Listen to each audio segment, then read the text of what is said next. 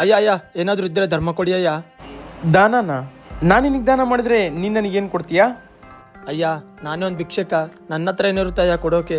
ಅದೆಲ್ಲ ನಾನು ಕೇಳಿಲ್ಲ, ನನಗೇನು ಕೊಡ್ತೀಯಾ ಅಂತ ಕೇಳಿದೆ. ಏನೂ ಅರ್ಥ ಆಗ್ತಿಲ್ಲ ಅಯ್ಯ. ನೋಡು, ಯಾವತ್ತೇ ಇರಲಿ ಒಬ್ರ ಹತ್ರ ನಾವೇನಾದರೂ ದಾನ ಇಸ್ಕೊಂಡಿವಿ ಅಂದರೆ ಅದೇ ಋಣದಲ್ಲಿ ಬದುಕಬಾರ್ದು. ಯಾವತ್ತಿಗೂ ಅವ್ರ ಋಣನ ಅಲ್ಲೇ ತೀರಿಸ್ಬಿಡ್ಬೇಕು.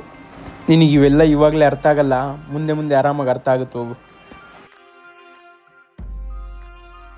ಅಯ್ಯ ಏನಾದರೂ ಇದ್ದರೆ ಧರ್ಮ ಕೊಡಿ ಅಯ್ಯ.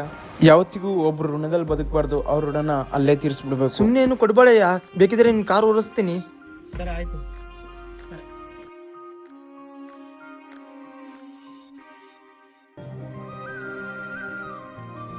ಅಯ್ಯ ಮುಗೀತು.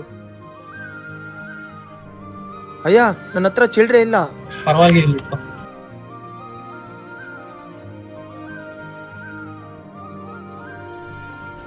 ಅಯ್ಯ ನಾನು ನಿಮ್ಮ ಹತ್ರ ಕೆಲಸ ಮಾಡ್ತೀನಿ, ನನಗೆ ಕೆಲಸ ಕಲಿಸ್ಕೊಡ್ತೀರಾ? ಸರಿ ಬಾಪ, ಕಳ್ಸ್ಕೊಡ್ತೀನಿ. ಸರಿ ಅಯ್ಯ. ಕೌಶಿಕನ್ನ ಫ್ರೀ ಇದ್ದೀರಾ ಕಟಿಂಗ್ ಮಾಡೋಕ್ಕೆ? ನನಗೆ ಇಷ್ಟೊಂದು ಮರ್ಯಾದೆ ಕೊಡ್ತಿದ್ದಾರಾ? ಆದರೆ ಅದೇ ಒಂದು ಟೈಮಲ್ಲಿ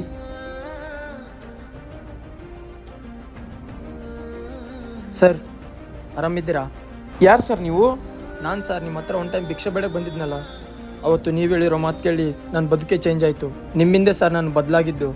ಸರ್, ಚೇಂಜ್ ಆಗಬೇಕು ಅಂದರೆ ಯಾರ್ದು ಮಾತು ಕೇಳಿ ಚೇಂಜ್ ಆಗೋಕ್ಕಾಗಲ್ಲ ಸರ್. ಅವ್ರು ಅಂದ್ಕೊಂಡ್ರೆ ಮಾತ್ರ ಸಾಧ್ಯ ಚೇಂಜ್ ಆಗೋಕ್ಕೆ. ಒಳ್ಳೆಯದಾಗಲಿ ಸರ್. Thank you sir.